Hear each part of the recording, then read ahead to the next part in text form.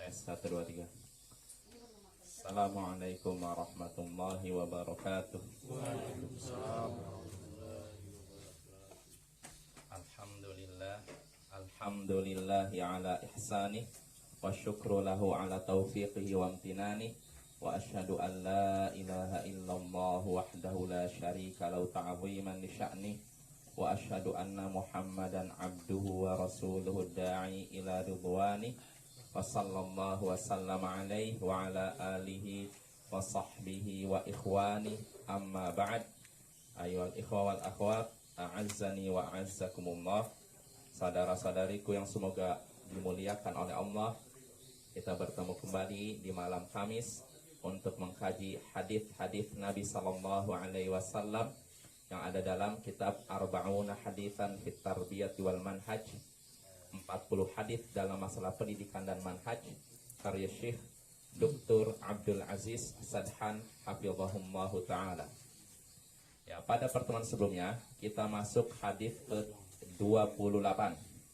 Itu hadis dari Muawiyah bin Abi Sufyan yang dia berkata, semoga Allah meridhoinya, dia berkata Rasulullah sallallahu alaihi wasallam bersabda, la tazalu ta'ifatun min ummati qa'imatan bi amrillah la yadurruhum man khadalahum wala man khalafahum hatta ya'tiya amrullahi wa hum zahiruna 'alan nas.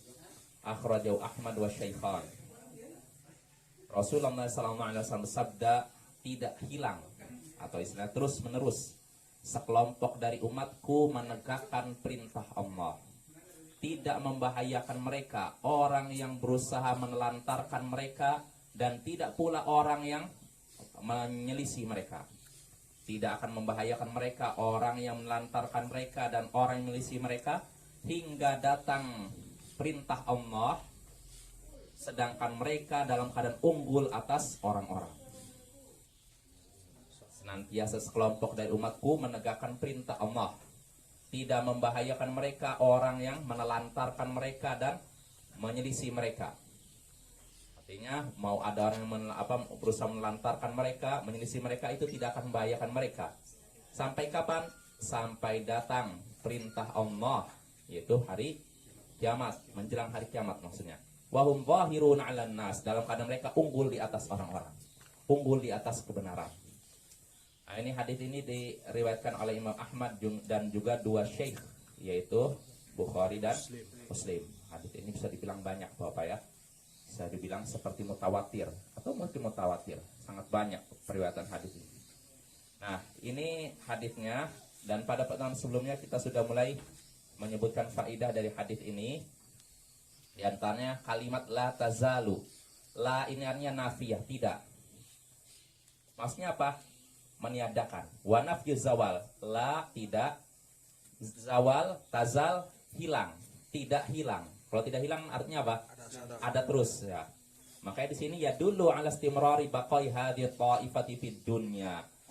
Kalimat tadi tidak hilang artinya terus menerus. Ini menunjukkan terus menerusnya kelompok ini di dunia.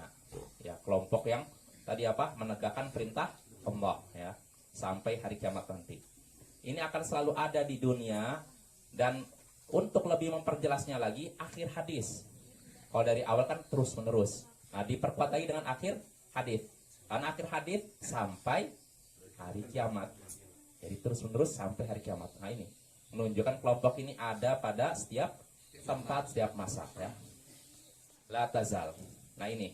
Lalu berikutnya kata Syekh hafizahullah, wa qaulut ta'ifah, sabda Nabi sekelompok.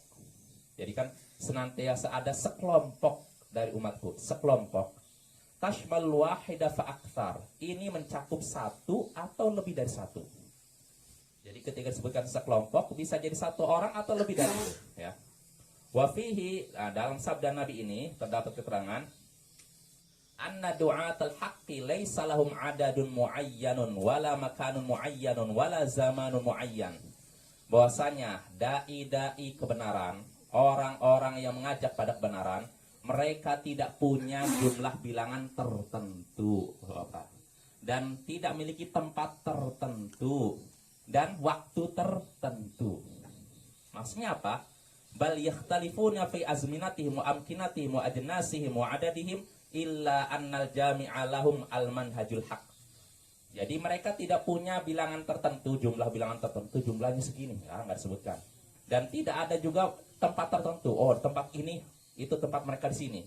Dan tidak punya waktu tertentu. Oh, di waktu zaman ini itulah mereka. Nggak. Mereka tidak memiliki tempat tertentu, zaman tertentu dan bilangan tertentu.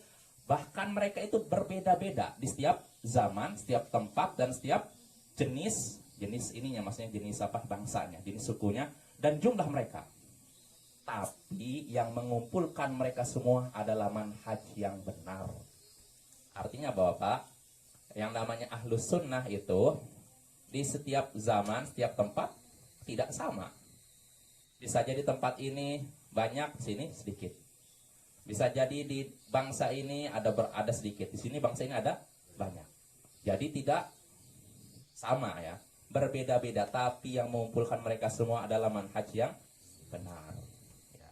Artinya berbeda-beda tapi satu jua. Ya. Beda dengan lawannya ahlus sunnah, bersama tapi beda. Tahsabum jami'a wa qulubuhum syatta. Ini memang berlaku asalnya pada orang kafir ya. Jadi engkau mengira mereka itu bersatu, padahal hati mereka bercerai-berai. Lalu sunnah nggak beda, mereka sukunya beda, bisa jadi di antara mereka ada yang dari bangsa yang berbeda, tempatnya berbeda, tempat lahirnya beda, warna kulitnya beda, tapi manhaj mereka satu. Itulah yang menyatukan mereka. Ya. Jelas Bapak? Maka dari sini juga kita jangan istilahnya ta'assub, fanatisme kepada bangsa tertentu. Jadi kalau yang nama al-sunnah pasti begini, nggak bisa. Pasti bangsa ini, negara ini, enggak. Ya. Saya masih teringat sampai sekarang ceramahnya Syekh Dr. Ibrahim Ar-Ruhaili tahun 2007. Saya masih ingat ketika di Jakarta Islam Center.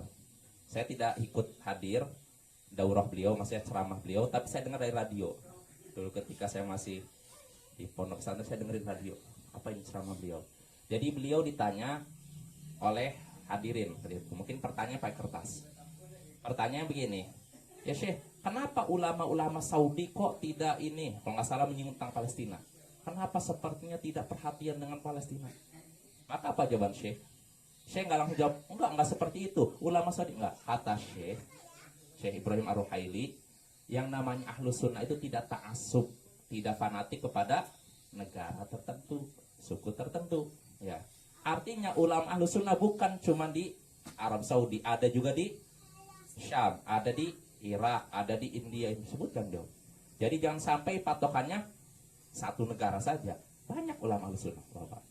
Jadi jangan kita berpatokan sama satu negara. Artinya ini pokoknya ulama yang ada di sini yang benar, yang lain salah. Enggak. Ahlus sunnah itu banyak, tidak terpaku pada satu negara. Jelas Bapak ya? Ya. Walaupun harus kita akui, negara paling baik di dunia yang menerapkan Islam, menerapkan sunnah, menerapkan tauhid adalah Kerajaan Arab Saudi. Nggak bisa diingkari. Kalau ada orang mengingkari berarti buta pada hakikatnya dia. Nggak bisa melihat. Coba, satu-satunya negara yang menerapkan syariat Islam sempurna. Coba siapa? Afghanistan. Tidak. Afghanistan baru sekarang nih. Dan saya nggak tahu apakah penerapannya sempurna atau nggak tahu.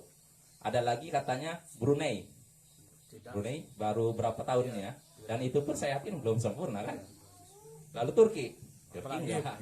Indonesia, saya lihat di internet kan Indonesia termasuk menerapkan syariat Islam, yaitu di ujung Sumatera. Tapi itu pun ya masih belum. Ya cuman ini aja tertentu saja, seperti misalkan kalau ada cambuk gara-gara apa? Gara-gara main judi itu. Iya, itu aja. Selebihnya saya belum tahu.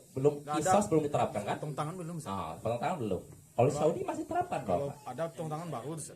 Iya, kalau di Arab Saudi udah diterapkan. Maka Bapak kalau di sana di Arab Saudi nih, kita lihat ada orang yang punya tangan sini. Itu berarti orang ini pernah curi. Ya. Kadang mereka minta-minta gitu. Nah, itu biasanya kalau nggak ada tangannya itu mencuri. Jadi ketahuan sana itu. Orang yang pernah ini ketahuan. Nah, belum lagi kisos. Itu masih berlaku sampai sekarang. Tidak terhapus, ya. Jadi memang kita akui bahwasanya kerajaan Arab Saudi, negara Arab Saudi adalah negara yang paling apa istilahnya, semangat menerapkan tauhid, menerapkan sunnah, dan menerapkan syariat Islam. Tapi jangan sampai kita berpandangan atau beranggapan bahwa kebenaran cuma di situ. Tidak, ada di tempat lain. Ahlus sunnah tersebar di seluruh dunia, dari ujung timur sampai ujung barat, sampai di negara-negara kafir pun ada.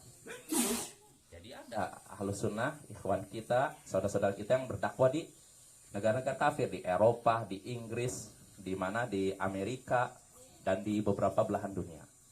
Jadi setiap negara ada, walaupun bisa jadi negara ini banyak, negara ini sedikit. Yang jelas ya. Mungkin ada Pak, saya yakin ada, cuma nggak bisa menampakkan ini, nggak bisa menampakkan keyakinan Pak, karena resikonya kalau di Iran Pasti mati. dihukum ya, diintimidasi. Karena ada beberapa orang di sana juga Ahlus Sunnah di sana terintimidasi, bahkan ada yang dihukum, dipersempit dari sisi ekonomi apa. Nah itu Bapak ya, jadi ada, saya yakin ada, nggak mungkin lenyap. Sampai di Oman juga, negara Khawarij, negara Ibadiyah ada juga, tapi sama seperti di Iran, apa istilahnya, nggak bisa bergerak bebas ya, karena pemerintahnya punya keyakinan itu Khawarij. Kalau Iran Syiah, kalau itu Khawarij ya. Kalau Indonesia ada tidak Ahlus Sunnah? Ada. Alhamdulillah. Alhamdulillah. Alhamdulillah. Insyaallah. Iya, alhamdulillah. Mulai kita syukur ya. Ya itu Bapak ya. Masih bebas. Jadi kita sekali lagi, jangan kita berpatokan kebenaran hanya di negara ini. Ahlus Sunnah cuma ada negara ini, negara lain nggak ada. Atau di tempat ini, tempat lain tidak ada. Nggak, Ahlus Sunnah tersebar di mana-mana ya. Nggak usah khawatir. Di negara-negara Eropa yang minoritas Muslim pun ada. Ya. Saya punya teman orang-orang bule asli Salafi ya, Ahlus Sunnah ada ya. Walaupun di sana minoritas, sangat minoritas. Artinya gini, orang yang beragama minoritas, beragama Kristen minoritas juga, Islam lebih minoritas lagi, Ahlus Sunnah lebih minoritas lagi. Jadi sana itu banyak orang-orang yang memang nggak beragama. Di Belanda ya teman saya punya teman orang Belanda, katanya banyak orang yang nggak beragama. Istilahnya apa? Ateis. Kalau mereka nggak mau disebut ateis, disebutnya free thinker artinya pemikir bebas. Ya. Kalau ateis itu identiknya negatif, nggak mau disebut apa orang-orang ateis. Mereka bilangnya kami ini tidak terikat, bebas gitu. Iya, dan itu banyak. Dan mereka menganggap orang-orang beragama itu orang-orang bodoh. Iya, makanya di parlemen Belanda itu antara orang liberal itu yang nggak terikat dengan agama dengan orang ini apa partai Kristen kan bersaing. Yang menang kadang yang ini, kadang yang ini. Nah itu itunya ya, orang non agama dengan agama. Ini aja yang agama dikit, apalagi yang muslimnya, apalagi yang Ahlus Sunnahnya. Tapi ada Bapak ya, jangan kaget, ada. Bahkan sebagian ikhwah kita di Belanda semangat dalam menyebarkan dakwah padahal negara minoritas. Bahkan saya kemarin waktu berapa hari yang lalu itu kalau nggak salah, berapa tahun yang lalu itu di Inggris itu ada semacam lapangan terbuka bagi orang yang mau menjajakan keyakinannya bebas. Di situ ada Bahai, ada Syiah, dan ada ikhwan kita juga di situ dakwah di lapangan terbuka. Jadi kalau negara Eropa itu kelebihannya gini, kita itu dibebaskan menyampaikan ajaran agama kita sebebas-bebasnya. Makanya saking bebasnya bisa mencela agama lain, ya kan? Kayak misalnya di Prancis kan, mencela Islam kan, mencela Nabi Muhammad. Nah, di sana juga di Eropa juga, di Inggris bisa juga kita mendakwakan Islam di tempat terbuka. Sebagaimana orang-orang Kristen, para ini dan ini bisa menyampaikan agama mereka di tempat terbuka. Nah, itu sebenarnya kesempatan untuk apa? Dakwah. Manfaatkan itu untuk menyebarkan risalah. Bagian Inggris juga ada penyanyinya nggak beragama. Ada banyak. Jadi banyak orang yang nggak beragama. Bahkan gereja itu sudah mulai sepi katanya. Oh iya. Bahkan sebagian jual dibeli Muslim, dijadikan masjid. Di Inggris itu kan kelebihannya begitu. Wisatawan dari masjid dari apa itu kan membeli apa misalnya pura apa kan banyak yang orang-orang apa masih Iya, betul. Iya. memang bebas jalan bebas. Artinya manfaatkan kebebasan itu untuk menyebarkan dakwah loh ya. Ya insya Allah Indonesia itu masih bebas kan. Ya cuman daerah tertentu aja mungkin yang pokoknya nggak boleh ada ini pengajian ini, nah, itu memang ada daerah Kadang tertentu. laki dia kan dia bercewek sama apa dulu. Ya muslim itu ya. Iya. Tapi karena itu dia apa bangsawan apa, Ah. ini tentu ada politisnya. Gitulah. Ya udah kita lanjut Bapak ya. Jadi itu sekali lagi Ahlussunnah tidak terbatas pada tempat tertentu, waktu tertentu dan bilangan tertentu. Ya mereka ada di setiap tempat, setiap zaman, setiap daerah, setiap bangsa. Yang menyatukan mereka adalah satu manhaj, satu akidah. Kita lanjut. Sabda Nabi kata Syekh ini, qaulu qaimatan fihi anna da'watal haqqi zahiratan daiman lakin zuhuruha yatafawatu bihasabil ahwal. Jadi tadi kan senantiasa sekelompok dari umatku menegakkan perintah Allah. Qaimah berdiri. Artinya qaimah qama yakumukum berdiri. Berdiri menegakkan perintah Allah. Nah, di sini dikatakan tegak, menegakkan atau berdiri. Di sini terdapat keterangan kata Syekh bahwasanya dakwah yang benar akan selalu tampak selama-lamanya.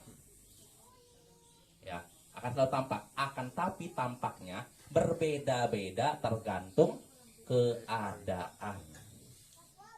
Artinya selalu tampak, tidak tersembunyi ya. Maksudnya apa? Nanti kita bahas setelahnya. Wa fihi, dan dalam sabda Nabi tadi juga senantiasa ada sekelompok dari umatku yang berdiri tegak menegakkan perintah Allah. Anna da'watal haqqi bi dhuhuriha wa wuduhiha 'ala da'ina laha tukhalifu tilka da'awat allati tatajannabu dhuhur wa ta'tamidu 'ala sirriyyati wal ghumudi taratan wa 'ala talawuni taratan ukhra. Bahwasanya dakwah yang benar dengan jelasnya dan nyatanya, tampaknya bagi orang yang mengajaknya. Jadi gini, dakwah yang benar ini kan ada dai-dainya kan yang mengajak pada kebenaran kan. Nah, dakwah yang benar itu dengan jelasnya dan nyatanya berbeda dengan dakwah-dakwah yang meninggalkan sikap jelas dan mereka bergantung pada rahasia. Artinya mereka selalu mengandalkan rahasia. Mereka tidak mau terang-terangan dan rahasia dan tidak jelas, kadang tidak jelas dan kadang berwarna-warni. Jadi dakwah Ahlussunnah itu, jadi saya simpulkan bahwa Pak, dakwah yang jelas, tidak ada yang disembunyikan. Ya. Karena ada sebagian dakwah, terutama di zaman kontemporer ini, dakwahnya sembunyi-sembunyi, nggak berani terang-terangan. Dakwahnya dengan cara apa? Yuk kita masuk ke rumah ini, masukkan sendalnya, biar kelihatan. Pengajian tersembunyi. Bahkan ada sebagian orang, kamu ditawarkan sama kamu mau nggak pengajian ini? Pengajiannya bagus ini. Oh yaudah, tapi dengan syarat kamu tutup dulu ini mata kamu. Jadi ditutup matanya, dibawa keliling naik mobil kemana, ke daerah mana yang nggak dikenal, nggak tahu ini saya udah nyampe mana nih, nyampe daerah mana nggak dikenal, masuk ke rumah, lalu dikasih istilahnya apa, taktif, kasih apa, pembekalan, kamu gini. Ada yang dakwah model gitu Pak. Jadi tidak berani terang-terangan. Nah ini ciri-ciri dakwah sesat. Dakwah sesat itu nggak berani terang-terangan, sembunyi-sembunyi. Jelas Bapak ya? Makanya kata Umar bin Abdul Aziz, kalau engkau menyaksikan ada orang yang berbicara masalah agama dengan bisik-bisik, ketahuilah mereka sedang membangun kesesatan. Jadi dakwah Ahlussunnah nggak sembunyi-sembunyi, terang-terangan. Ngapain sembunyi-sembunyi? Jelas Bapak ya? Nah itu jadi nggak ada yang disembunyikan oleh Ahlussunnah, terang-terangan. Makanya Alhamdulillah Ahlussunnah karena terang-terangan, artinya gini, ketika di suatu tempat, satu negara, misalkan negara ini, pemerintah ini mengirim intelnya untuk apa? Menyelidiki. Ya nggak ada yang disembunyikan dan mudah diketemukan. Oh hadirilah pengajian tabligh akbar Ustadz ini, mereka datang kan, ya kan? Tapi kalau ada kelompok-kelompok dakwah tertentu, mereka nggak seperti itu. Mereka mengadakan pengajiannya tersembunyi di suatu tempat yang jarang dilewati orang. Kenapa kira-kira? Kenapa? Salah. Mungkin mereka beralasan, loh, kamu menyalahkan kami. Padahal Rasulullah sendiri pernah berdakwah dengan sembunyi-sembunyi. Gimana yuk? Nah, gimana cara jawabnya? Ya, Rasulullah ketika berdakwah sembunyi-sembunyi di tengah-tengah masyarakat apa? Masyarakat musyrik, kafir. Nah, sedangkan kita di tengah masyarakat muslim, untuk apa sembunyi? Sembunyi ya nggak? Ya terang-terangan aja lah. Apa yang disembunyikan? Nah, itu maksudnya Bapak ya. Jadi kalau ada orang sembunyi-sembunyi, bisik-bisik, lalu masuk ke dalam rumah dimasukkan sendalnya, itu pernah ada. Ya, jadi ada, nggak perlu saya sebutkan lah kelompoknya. Saya titip. Reformasi ini udah nggak seperti itu. Dulu di masa Orde Baru, kelompok ini begitu. Jadi kalau mengadakan taklim itu, istilahnya pengajian, wiridan itu mereka di rumah, nggak di masjid. Dan anggotanya ketika mengadakan pengajian, sendalnya dimasukkan ke dalam, tidak terlihat di luar. Biar apa kira-kira? Ketahuan. Biar ketahuan intel terus ditangkap kan? Ya itu apa? Ya itu sekali lagi, jadi dakwah yang benar dengan jelasnya bagi orang yang menyerunya berbeda dengan dakwah-dakwah yang meninggalkan sikap jelas dan bergantung pada sikap rahasia dan tidak jelas kadang berwarna-warni. Nah jadi gini, kadang mereka sembunyi-sembunyi, kadang terang-terangan tapi berwarna-warni. Artinya gini, ketika ketemu orang ini, oh saya begini, maksudnya gini, ngomongnya A, nanti ketemu B jawabannya, berubah-ubah, tergantung kepentingan. Jadi seperti politik Bapak. Jadi ada dakwah-dakwah seperti itu. Dakwanya tidak berani terang-terangan. Kalau ketemu ulama ahlu sunnah, oh ya dakwah sunnah itu benar, masya Allah kami dukung. Nanti ketemu ahli bid'ah, oh ini yang kalian lakukan benar, itu yang salah tuh. Itu ada seperti itu. Ada. Jadi mereka ingin mencari tempat, Sini ada. mencari kedudukan. Nah yang seperti ini, kata Syekh ini menyelisih dakwah yang benar. Kalau dakwah yang benar nggak gitu, nggak istilahnya mencela-mencele. Ya, tegas dari A, B. Jelas Bapak ya? Yaitu sabda Nabi, senantiasa ada sekelompok dari umatku yang berdiri tegak membawa atau menegakkan perintah Allah.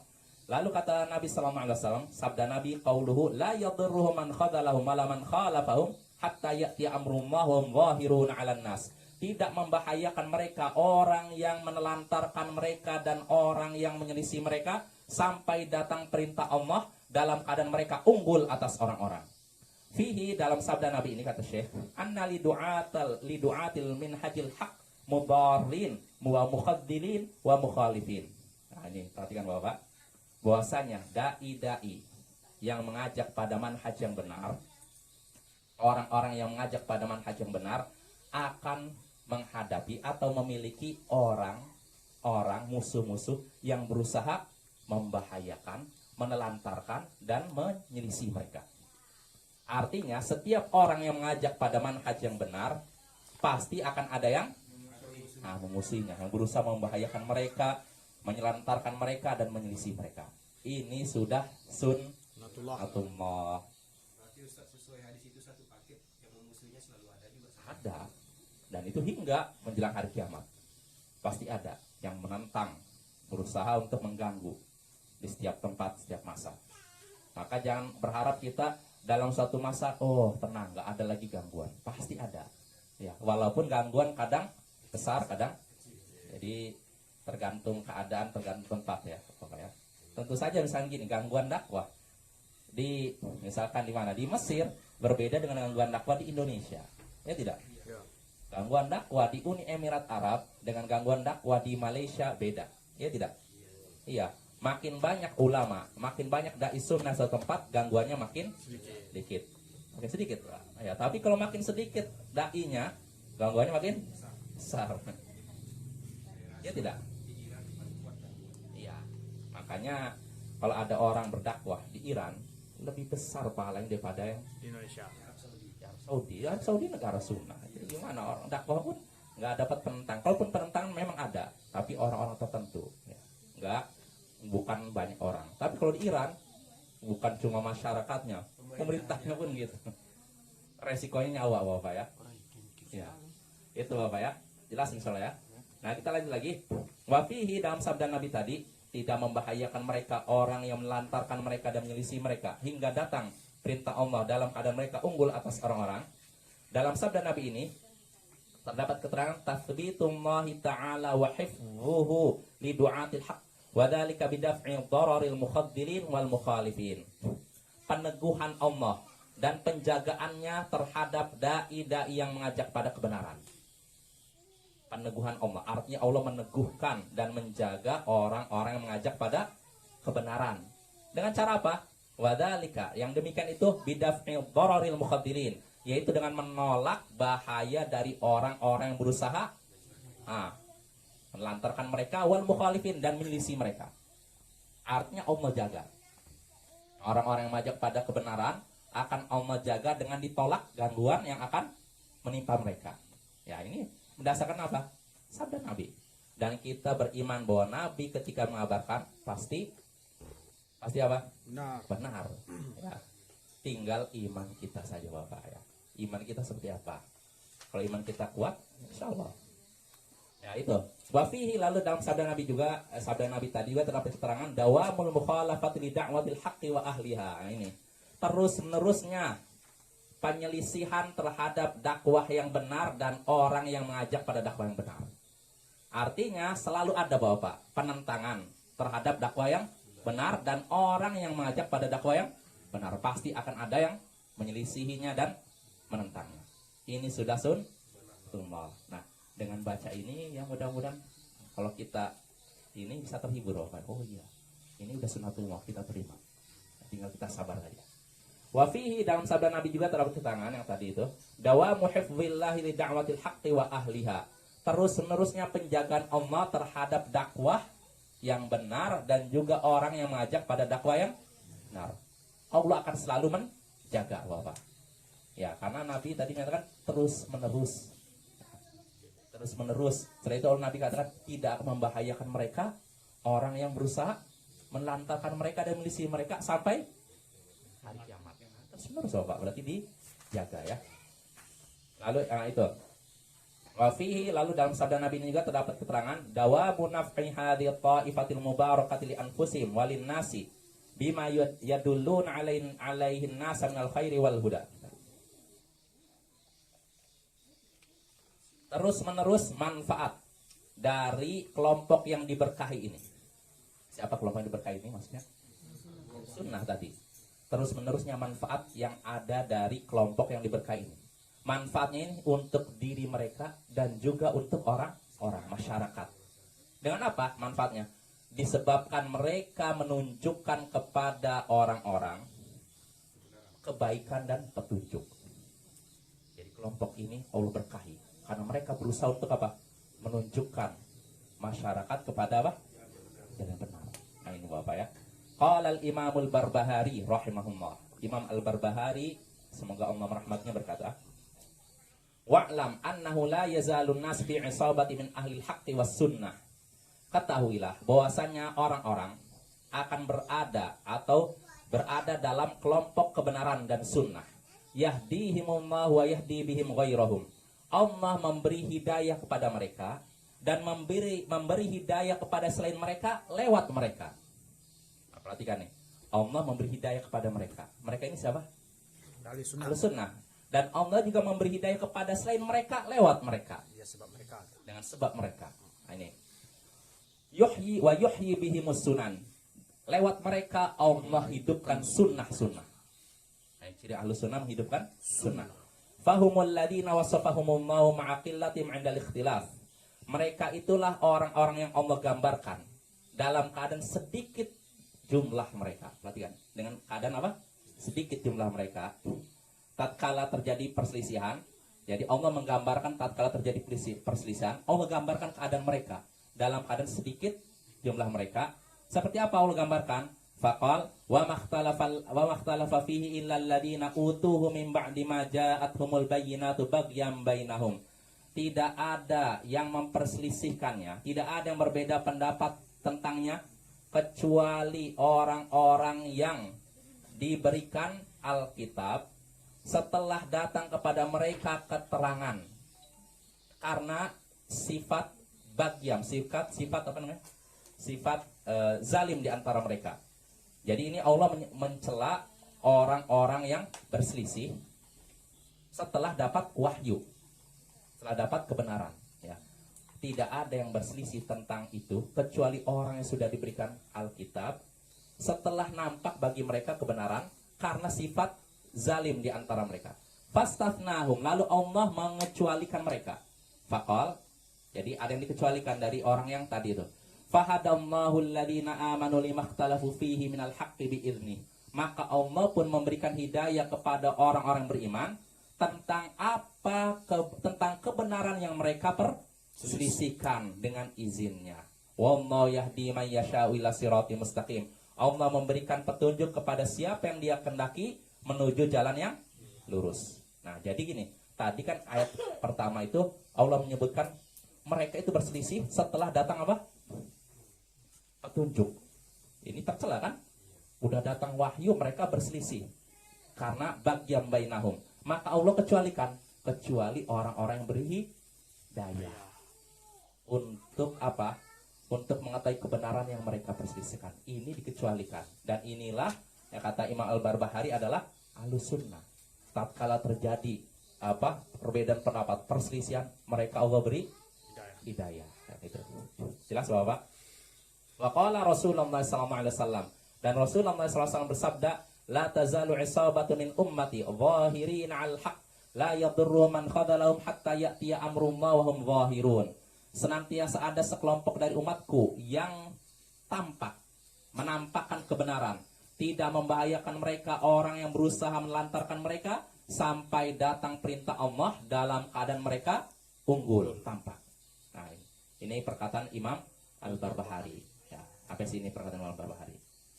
Jelas Bapak? Ya, jadi kesimpulannya Imam Al-Barbahari memuji adanya sekelompok dari umat Nabi Muhammad yang menampakkan kebenaran, menghidupkan apa tadi? Sunnah. Dan merekalah yang dapat hidayah tatkala terjadi perselisihan umat. Nah, itu kesimpulannya. Wafihi, lalu dalam sabda Nabi ini juga dari tadi yang di atas itu terdapat keterangan anna ashabah hadhihi ta'ifati hum adron nasi bil bid'ah ilman wa ab'aduhum anhum amalan wa ashadduhum minha hadaran wa tahdhiran liluzumihim lis sunnah. Bahwasanya orang-orang yang ada dalam kelompok tadi, kelompok siapa maksudnya? Ahlus sunnah, mereka adalah orang-orang yang paling mengerti tentang bid'ah secara ilmu, secara pengetahuan. Mereka orang ngerti tentang bid'ah dan paling jauh dari bid'ah dari sisi perbuatan. Mereka paling ngerti, oh ini sunnah, ini bid'ah. Dan mereka adalah orang paling jauh dari melakukannya itu. Jelas Bapak ya? Wa asyaddu minha hadar wa tahdhiran, dan mereka adalah orang yang paling berhati-hati dan paling semangat dalam mentahdzir, memperingatkan umat dari bid'ah. Jadi Bapak tidak tercela kalau kita membahas tentang bid'ah. Walaupun kita selama ini enggak kan? Enggak bahas kan? Kalau bilang suka membahas bid'ah, mau bid'ah kan kita enggak kan? Kita selama ini kajian kitab kan? Ya kan? Tapi kalaupun kita harus membahas, apakah tercela? Tidak. Tidak, ya. Terpuji itu. Qala al-Imam Ahmad rahimahullah. Lalu Syekh menyebutkan perkataan Imam Ahmad. Ma'a'lamun nasa fi zamanin ahwaja minhum ila talabil hadits min hadzal zaman. Aku tidak mengetahui suatu zaman di mana orang-orang lebih membutuhkan untuk mencari hadis dibandingkan zaman ini. Kata Syekh, aku tidak tahu suatu zaman di mana orang-orang sangat membutuhkan hadis dibandingkan zaman ini. Artinya apa? Zaman dahulu orang butuh hadis. Zaman sekarang lebih butuhkan hadis. Jelas Bapak? Ini perkataan Imam Ahmad. Qil dikatakan, ada yang bertanya kepada beliau, "Limada? Kenapa zaman sekarang orang-orang lebih membutuhkan hadis? Lebih butuh untuk belajar hadis, lebih butuh untuk mencari hadis." Qal Imam Ahmad pun berkata, "Dhaharat bid'aun.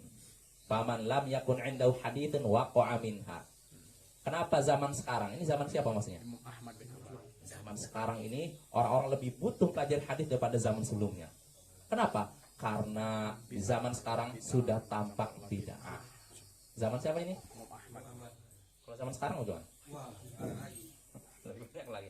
Sudah tampak bid'ah. Siapa yang tidak punya hadis, tidak punya pegangan hadis, dia akan terjatuh pada bid'ah. Dan inilah faktanya Bapak. Orang rata-rata terjatuh ke bid'ah karena tidak mempelajari hadis. Kalau orang mempelajari hadis, dia megang sunnah Nabi, hilanglah satu bid'ah. Tapi kalau sudah ditinggalkan satu sunnah Nabi, muncullah satu bid'ah. Sebagaimana perkataan Ibnu Abbas, tidak datang satu masa, satu tahun, kecuali akan hilang satu sunnah, hidup satu bid'ah. Dan terus melalui tahun akhirnya sunnah satu persatu mati, yang hidup bid'ah terus. Nah, maka kalau orang tidak belajar hadis akan terjatuh dalam, nah, sebagai contoh Bapak, ini contoh sajalah. Selesai sholat berjamaah, ketika kita jadi imam, setelah kan kata para tauban, karena Rasulullah SAW idzan sarfa min salat istighfarallahu talatan. Rasulullah kalau sudah selesai dari sholat, beliau istighfar 3 kali. Astagfirullah.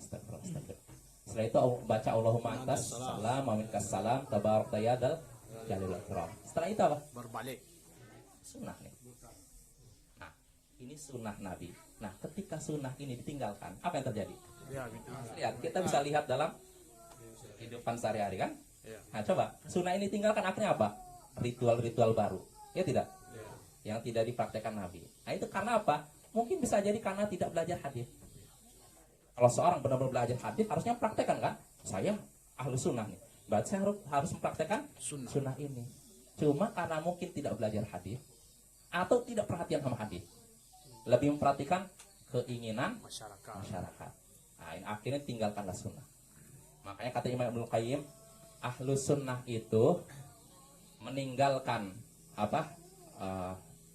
lupa namanya, demi meninggal berpegang sunnah karena lupa lafadznya, yang ahlu sunnah, sedang ahli bid'ah mengikuti selera masyarakat dengan meninggalkan sunnah, sedangkan ahlu sunnah meninggalkan selera masyarakat demi memegang sunnah. Kalau ahli bid'ah nih meninggalkan sunnah untuk mencari ridho masyarakat, sedangkan ahlu sunnah memegang sunnah dengan meninggalkan ridho masyarakat. Sama Bapak? Beda itu. Ya, kita lanjut sedikit lagi nih. Udah habis ya? Udah habis. Sedikit lagi ya. Fa idza kana hadza fi zaman Imam Ahmad, fa kaifa bi zamanina hadza? Nah, tadi kata Syekh ini, kalau ini terjadi pada zaman Imam Ahmad. Tadi Imam Ahmad berkata apa? Saya tidak mengetahui zaman di mana orang-orang lebih butuh belajar hadis daripada apa? Zaman ini. Kenapa? Karena sudah tampak bid'ah. Yang tidak punya hadis akan terjatuh pada bid'ah. Nah, kata Syekh, kalau ini terjadi di zaman Imam Ahmad, maka bagaimana pula dengan zaman kita ini? Jelas Bapak ya? Nah, ya cukuplah. Sebenarnya sedikit lagi, cuma karena waktunya habis. Insyaallah kita lanjutkan pada pertemuan berikutnya. Subhanakallahumma wa bihamdik, asyhadu an la ilaha illa anta, astaghfiruka wa atubu ilaik. Assalamualaikum.